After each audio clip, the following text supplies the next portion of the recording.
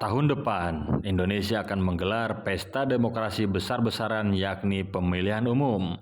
Bersamaan dengan itu, para anggota lembaga legislatif yang menjabat sejak pemilu tahun 2019 akan segera mengakhiri jabatannya.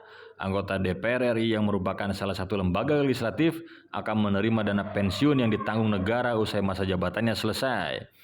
Para pejabat di Senayan itu akan menerima pensiunan seumur hidup kendati jabatannya hanya 5 tahun per periode masa jabatan.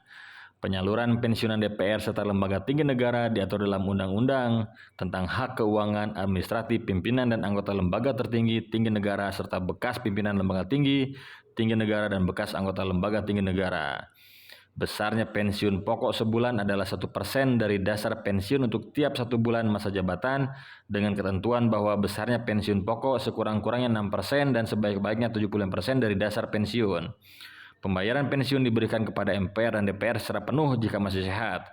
Jika meninggal, maka pemberian dana pensiunnya dihentikan, kecuali dia masih memiliki suami atau istri, maka akan tetap diberikan dana pensiun, namun nilainya berkurang dari saat penerima masih hidup. Sementara itu, berdasarkan surat Menteri Keuangan, besaran uang pensiun anggota DPR adalah 60% dari gaji pokok. Selain itu, mereka juga mendapatkan tunjangan hari tua yang dibayarkan sekali sebesar 15 juta. Berikut adalah besaran uang pensiunan anggota DPR. Anggota DPR yang merangkap ketua sebesar 3,02 juta rupiah atau 60% dari gaji 5,04 juta per bulan.